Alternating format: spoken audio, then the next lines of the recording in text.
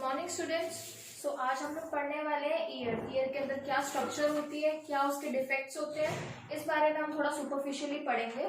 सो पहले आप लोग इस फ्लो चार्ट पे ध्यान दें जो मैंने बोर्ड पर बनाया हुआ है। ईयर डिवाइडेड होता है तीन पार्ट्स में, एक्सटर्नल, मिडल एंड इनर।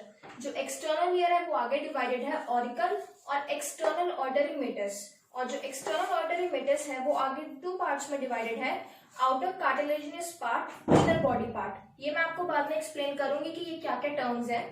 उसके बाद मिडल ईयर डिवाइडेड है टिम्पैनिक कैविटी, ऑर्टरी टिश्यू और ट्यूब और ऑर्टरी ऑसिकल्स। उसके बाद ऑर्टरी ऑसिकल्स आगे डिवाइडेड है मेलस, इंसस एंड स्टेपिस। उसके बाद इनर ईयर आगे दो पार्ट्स में डिवाइडेड है, cochlea and compartments of cochlea. और यहाँ पे मैंने लिखा नहीं है बट कंपार्टमेंट्स ऑफ कॉक्लिया आगे 5 पार्ट्स में और डिवाइडेड है। और उसके बाद होता है organs of Corti. Organs of Corti क्या होता है? रिसेप्टर ऑफ ईयर, मतलब रिसेप्टर ऑफ हियरिंग, जिससे हम सुन पाते हैं। क्या क्या चीजें हेल्प करती है हमें सुनने में। तो ये आपका एक डिस्क्रिप्शन है, एक फ्लो चार्ट है। अब हम लोग आगे फर्दर डिस्कस करते हैं कि ये लोग क्या क्या चीजें होती हैं। सो एक्सटर्नल ईयर में दो पार्ट्स है, जैसे कि आपको बताया ऑरिकल, जिसे हम लोग पिना भी कहते हैं, और जो सेकेंड पार्ट है एक्सटर्नल ऑर्टरी मेटस। अब ऑरिकल क्या होता है?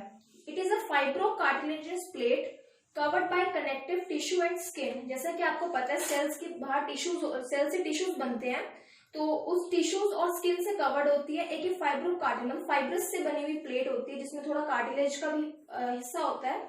और जो depression of auricle which forms the orifice of external auditory meatus is called concha. Orifice का मतलब होता है एक खड्डा लाइक ओपनिंग, जैसे हमारी नॉस्ट्रल्स की ओपनिंग होती है ना, उसे भी ओरिफिस कहते हैं। तो एक जब इसका डिप्रेशन बनता है, जब एक ओपनिंग बनती है ना एक्सटर्नल ऑर्टरी मेटस की, तो उसे कहते हैं कॉन्का। ठीक है, इसके बाद हम लोग पढ़ेंगे एक्सटर्नल ऑर्टरी मेटस, जो आगे दो पार्ट्स में डिवाइडेड है। So external auditory meatus starts from concha and extends inside a slightly curved canal with a length of 55 millimetre. मतलब ये जब शुरू होता है यहाँ से कॉन्का, तो वो कहाँ तक एक्सटेंड होता है? 55 मिलीमीटर तक एक्सटेंड होता है। और ये मीटर साइज में दो पार्ट्स हैं, आउटर कार्टिलेजिनस पार्ट वो क्या है? वो थिक स्किन है, कंटेन्स स्टिफ हेयर सॉरी। और जो सेकंड पार्ट है इनर बॉडी पार्ट, वो क्या है? वो एक उसमें स्मॉल फाइन हेयर्स है, और जो skin covering this portion is continuous with cuticle layer of tympanic membrane. जो इसकी स्किन के ऊपर जो कवरिंग होती है वो किससे होती है? Cuticle layer of tympanic membrane में। अब गाइस आप लोग आगे टिम्पैनिक मेम्ब्रेन कहाँ पढ़ेंगे? मिडल ईयर में भी। सो अब हम स्टार्ट करते हैं मिडल ईयर। तो मिडल ईयर में क्या क्या होता है? Tympanic cavity, auditory tube, auditory ossicles, और जैसे टिम्पैनिक कैविटी है तो मेम्ब्रेन भी होगी उसकी। ठीक है, अगर ऑर्टरी ऑसिकल्स है तो उससे कुछ मसल्स भी अटैच्ड होती हैं, तो हम लोग वो डिस्कस करते हैं। टिम्पैनिक कैविटी क्या होता है? ये एक small narrow laterally compress chamber है। चैम्बर आप समझ सकते हैं किस शेप में होगा वो। हाँ, और उसमें कुछ ऑर्टरी ऑसिकल्स हैं। ऑर्टरी ऑसिकल्स क्या है वो मैं आपको आगे बताऊंगी। और टिम्पैनिक मेम्ब्रेन इसके बाद आता है, एक छोटा सा टॉपिक है जैसे। It is a semi transparent structure which separates the middle ear from external auditory meatus. मतलब वो इससे इसको डिटैच करती है, मतलब इसमें और इसमें डिफरेंशिएट लाती है टिम्पैनिक मेम्ब्रेन। और टिम्पैनिक मेम्ब्रेन बनती किससे है? क्यूटिकल लेयर, फाइब्रस लेयर और इनर म्यूकस लेयर। इन तीन चीजों से टिम्पैनिक मेम्ब्रेन बनती है। अब हम लोग डिस्कस करेंगे पहले ऑर्टरी ऑसिकल्स के बारे में। ये तीन छोटी बोन्स हैं जो चेन की फॉर्म में अरेंज होती है, मतलब ये तीनों आपस में चेन की फॉर्म में अरेंज होती है। सो फर्स्ट मेलस, ये इसे हम हैमर भी बोल सकते हैं एक तरह से। और जिसका हेड है वो आर्टिकुलेट करता है with the body of next bone insists. मतलब ये जो इसका हेड है ना वो इससे जॉइंट करता है। आर्टिकुलेट का मतलब होता है जॉइंट, तो आप लिख सकते हैं the head of Malus articulates with the body of next bone insists. मतलब इसका हेड इसकी बॉडी से कनेक्टेड होता है। ठीक है, उसके बाद इंसिस को हम लोग एंगल भी कह सकते हैं। It looks like a premolar tooth. हमारे जो दांत होते हैं उसमें एक प्रीमोलर टूथ भी हम जिसे कहते हैं, उसके तरह दिखता है ये। स्टेपिस को हम लोग स्टिरअप भी कह सकते हैं। It is the smallest bone present in the body. सबसे छोटी बोन यही होती है, तो आपको ये फर्दर काम आ सकता है। अगर आपसे पूछा जाए कि सबसे छोटी बोन कौन सी होती है तो वो स्टेपिस होती है। उसके बाद कुछ मसल्स हैं जो अटैच्ड होती हैं ऑर्टरी ऑसिकल से। तो ऑर्टरी ऑसिकल से कौन सी दो मसल्स हैं? वो है tensor tympani and stapedius. Tensor tympani क्या होता है? It is attached to manubrium of malleus which is in turn attached to tympanic membrane. वो मेलस से भी अटैच होती है और टिम्पैनिक मेम्ब्रेन से भी अटैच्ड होती है। ठीक है, और tensor tympani is supplied by mandibular division of attach to auditory ossicles. अब ऑटरी ऑसिकल से दो मसल्स अटैच्ड हैं, tensor tympani and stapedius. Tensor tympani क्या होता है? It is attached to manubrium of malleus which is turn attached to tympanic membrane. मतलब वो malleus से अटैच्ड होती है, फिर उसके बाद वो टिम्पैनिक मेम्ब्रेन से जाके अटैच्ड हो जाती है। उसके बाद जो सेकंड मसल है वो है stapedius. It lies in a conical bony cavity on the posterior wall of tympanic cavity. मतलब ये इसके पीछे है, मतलब पोस्टीरियर वॉल मतलब उसके पीछे, और एक कॉनिकल बोनी कैविटी है, एक तरह से खड्डा टाइप कैविटी सी है जैसे, ठीक है। उसके बाद हमारा नेक्स्ट टॉपिक आता है वो है ऑडिटरी ट्यूब, ये वाला। ऑडिटरी ट्यूब क्या होता है? It is a flattened canal extending from the anterior wall of middle ear to the nasopharynx. मतलब मिडल ईयर से शुरू होकर वो नेजोफैरिंग्स मतलब नोज तक, हमारे नोज फैरिंग्स यहाँ तक आता है वो। Its upper part is surrounded by bony wall and the lower part is surrounded by fibrocartilaginous plate। मतलब उसका जो अपर पार्ट है वो बोनी वॉल जैसा है एंड लोअर पार्ट है वो सराउंडेड कैसे है? फाइब्रोकार्टिलेजिनस, मतलब फाइब्रस और कार्टिलेज प्लेट से। ये हमने पहले भी आगे पढ़ा था। उसके बाद आता है हमारा इंटरनल ईयर। इंटरनल ईयर क्या होता है? इंटरनल ईयर और labyrinth is a membranous structure enclosed by bony labyrinth. Bony labyrinth क्या होता है?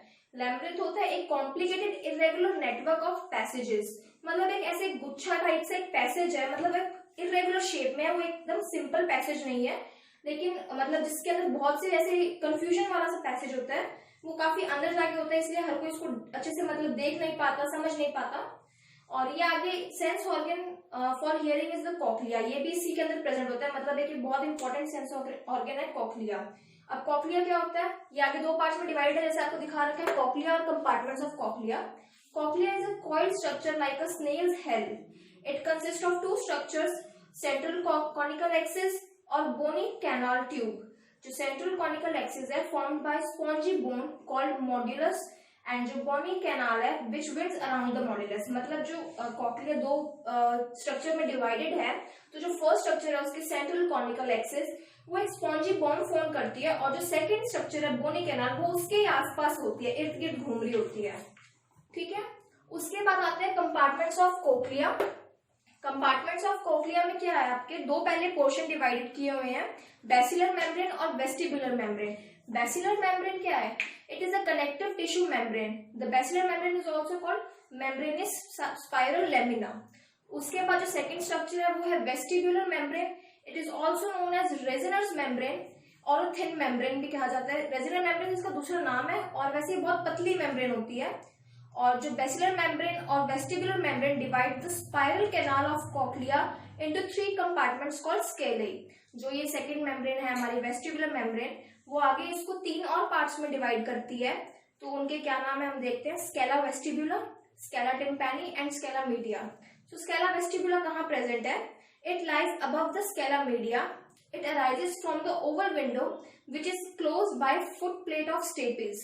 मतलब ये above the scala media होती है ये प्रेजेंट। scala media इसकी थर्ड बोन है, जो थर्ड स्ट्रक्चर है मैंने आपको बताई है, उसके एकदम ऊपर प्रेजेंट होती है। और एक ओवल विंडो, मतलब जैसे ओवल स्ट्रक्चर होती है उसको अगर थोड़ा सा स्लैंट में कर देंगे ना तो एक विंडो टाइप सी स्ट्रक्चर बना देती है। उसके बाद आती है स्केला टिम्पैनी। ये पैरेलल टू स्केला वेस्टिबुला होती है, मतलब वेस्टिबुला मीडिया के ऊपर, और जो टिम्पैनी है वो वेस्टिबुला के एकदम साथ में ही होती है। और it ends at the round window. इसकी विंडो कैसी होती है? राउंड, मतलब ये जब खत्म होती है तो एक राउंड विंडो की वाली स्ट्रक्चर बनाती है। फिर आती है थर्ड स्केला मीडिया, इसे हम लोग कॉक्लियर डक्ट भी कहते हैं, और it is a triangular compartment enclosed bye basilar and vestibular membrane. ये एक ट्रायंगुलर होती है और ये कहाँ कनेक्ट होती है? एंड होती है कंपार्टमेंट, मतलब एक तरह से ये आपस में सब कनेक्ट हो जाती है जाके, तो वो है बेसिलर और वेस्टिबुलर, ठीक है। उसके बाद एक बहुत अच्छा टॉपिक आता है ऑर्गन्स ऑफ कॉर्टाई, जिसे हम लोग रिसेप्टर ऑर्गन फॉर हियरिंग भी कहते हैं, मतलब इसी की वजह से हम लोग सुन पाते हैं। उसमें कुछ स्ट्रक्चर है जैसे border cells, inner hair cells, हमारे कानों में कुछ हेयर होते हैं जो हमें हेल्प करते हैं सुनने में, inner phalangeal cells, inner pillar cells, in outer pillar cells, outer phalangeal cells and outer hair cells. फिर उसके बाद है cells of Hensen, cells of Claudius, tectorial membrane and lamina reticularis. ये लोग आप ये सेल्स आप लिख सकते हैं, ये बहुत ही इंपॉर्टेंट है। और उसके बाद यहाँ तक का हमारा ये हो गया कि हम लोग कैसे सुनते हैं, मतलब एक्सटर्नल, मिडल और ईयर अपना अपना कैसे रोल प्ले करते हैं। बट उसके बाद है ना कुछ डिफेक्ट्स आते हैं, जैसे कुछ लोग सुन नहीं पाते हैं, कुछ लोग वो मतलब थोड़ा सुनते हैं, धीमा सुनता है, तो हम लोग वो डिफेक्ट्स भी डिस्कस कर लेते हैं। तो डिफेक्ट्स या तो पार्शियल होते हैं या कंप्लीट होते हैं, या तो मतलब एक पार्ट में डिफेक्ट हो सकता है, जैसे आपके किसी मिडिल पार्ट में डिफेक्ट है, कहीं आपका कोई ऑसिकल नहीं काम कर रहा, कोई एक्सटर्नल में कोई डिफेक्ट है, मतलब कोई एक पार्ट में, या कंप्लीट कि मतलब वो पूरा ही खराब है आपका। तो ये भी दो पार्ट्स में डिवाइडेड है, कंडक्शन डेफनेस और नर्व डेफनेस। अब कंडक्शन डेफनेस क्या होता है? It occurs due to impairment of transmission of sound in external ear और मिडल ईयर, मतलब वहां तक साउंड पहुंच ही नहीं पाती है, कंडक्ट ही नहीं कर पाते हम लोग साउंड। इसके कॉजेज क्या होते हैं? Obstruction of external auditory meatus, मतलब यहाँ पे अगर कहीं प्रॉब्लम आ रही है तभी तो वो आगे जा नहीं पा रही है साउंड, मतलब अगर स्टार्टिंग में प्रॉब्लम होगी ना तभी वो आगे तक साउंड नहीं पहुंच पा रही है, ठीक है। उसके बाद जैसे थिकनिंग ऑफ ईयर ड्रम, कभी कभी हमारा ईयर ड्रम जैसे हम कान का पर्दा कहते हैं उसमें कोई थिकनिंग हो गई या कुछ खराबी आ जाती है। उसके बाद आ गया perforation of ear drum due to inequality of pressure on either side. Perforation क्या होता है? होल, मोरा। जैसे कभी कभी हमारे ईयर ड्रम इतने खराब हो जाते हैं कि उसका प्रेशर के कारण, जैसे हम लोग कहीं होते हैं ना लाउड वॉइस सुनते हैं, हम लोग ईयरफोन्स हेडफोन्स लगा के रखते हैं, जिसकी वजह से हमारे ईयर ड्रम पे बहुत प्रेशर पड़ता है, जिसकी वजह से उसमें कभी कभी छेद भी हो जाता है, ठीक है। उसके बाद जो सेकंड डेफनेस है वो है nerve deafness. Damage of any structure in cochlea such hair cell, organ of Corti, basilar membrane, ये मैंने आपको ऑर्गन ऑफ कॉर्टाई में बताए थे। किसी भी नर्व का डैमेज होना ये भी एक नर्व डेफनेस है। और इसके कॉजेज क्या होते हैं? डीजनरेशन ऑफ हेयर सेल्स, अगर हेयर सेल्स ही नहीं आए होंगे आपके कान में तो आप कैसे सुन पाएंगे, क्योंकि वो मतलब कुछ ना कुछ सबका अपना अपना रोल होता है, तो हेयर सेल्स भी अपना एक बहुत मेजर रोल प्ले करते हैं। उसके बाद कुछ टेस्ट होते हैं हेयरिंग के, जैसे जिनकी वजह से हम लोग पता कर पाते हैं कि बंदा क्यों नहीं सुन पा रहा, क्या रीजन है उसके पीछे। तो फर्स्ट टेस्ट है वो है विस्परिंग टेस्ट, और टिकलिंग ऑफ, सेकंड टेस्ट है वो है टिकलिंग ऑफ वॉश टेस्ट। अब विस्परिंग टेस्ट क्या होता है? जैसे कोई पेशेंट है उससे 60 सेंटीमीटर की दूरी पे ऑब्जर्वर खड़ा होता है, मतलब जो डॉक्टर है कोई भी ऑब्जर्वर है वो खड़ा होता है और वो वहां से कुछ वर्ड्स बोलता है और वो देखता है कि वो जो ऑब्जेक्ट, जो पर्सन है, जो पेशेंट है वो सुन पा रहा है उसको कि नहीं सुन पा रहा। तो इससे पता चलता है कि उसकी कैपेसिटी कितनी दूर तक सुनने की है। और टिकलिंग ऑफ वॉच टेस्ट होता है कि मतलब जब हम अपनी घड़ी को अपने कान के पास लाते हैं तो हमें जो उसकी सुइयां होती है उसकी टिक टिक सुनाई देती है। तो जो पेशेंट होता है अगर उसके ईयर में कोई भी प्रॉब्लम है तो कभी कभी वो नहीं सुन पाएगा वो चीजें, तो इसलिए उसके एकदम कान के पास उसकी वॉच लाकर फिर देखते हैं कि उसको टिकलिंग सुनाई दे रही है कि नहीं सुनाई दे रही है। तो ये भी कुछ टेस्ट है। उसके बाद कुछ रूटीन टेस्ट है, जैसे Rinne's test, Weber's test, audiometry test. तो इसमें ज्यादा कुछ नहीं है। एक ऑडियोमेट्री में आप ये देख सकते हैं कि इंस्ट्रूमेंट होता है ऑडियोमीटर, वो यूज होता है और वो होता क्या है आप उसे लिख सकते हैं। The instrument is an electronic function generator और oscillator connected to an earphone. The instrument is capable of generating sound waves of different frequency from lowest to highest. इसमें क्या होता है, आपको लोएस्ट से हाईएस्ट मतलब धीमी से तेज तक हर तरह की साउंड वेव सुनाई जाती है, तो वो पता चलता है कि भी जो बंदा है, जो पेशेंट है, वो कहाँ तक कितना सुन पा रहा है। तो ये एक बहुत अच्छा टेक्निक है पता करने का। The intensity of sound at each frequency is adjusted on the basis of previous studies or in normal person. और ये कैसे कंपेयर की जाती है? कोई नॉर्मल पर्सन है उसको हम सुनाएंगे तो हम उसकी कैपेसिटी पहले देखेंगे और उसके बाद जो पेशेंट है जो हमारे पास आया डायग्नोज होने के लिए हम उसकी कैपेसिटी देखेंगे। अगर दोनों की सेम है तो मतलब वो पेशेंट एकदम सही है, लेकिन अगर उसकी चेंजेस थोड़े अलग आ रहे हैं, उसकी रिपोर्ट्स अलग आ रही है, वो नहीं सुन पा रहा है किसी फ्रीक्वेंसी पे जाके, तो वहां से हमें पता चलेगा कि उसमें क्या प्रॉब्लम है। उसके बाद जो रेनिस और वेबर्स टेस्ट है, इसमें क्या होता है, एक आपका ट्यूनिंग फॉर्क होता है, वो ऐसे यू शेप फॉर्क होता है, उसके नीचे एक ऐसे सीधा डंडा होता है, उसको ना एक रबर बैंड के स्टैंड होता है उससे बजाया जाता है। तो उससे पता चलता है कि जब उसकी वाइब्रेशन होती है ना, तो उससे पता चलता है कि उसमें कितना वो सुन पा रहा है, कितना वो हियर कर पा रहा है, वो वाइब्रेशंस को कितना वो समझ पा रहा है। तो ये भी इन दोनों में ट्यूनिंग फॉर्क बहुत बड़ा रोल प्ले करता है।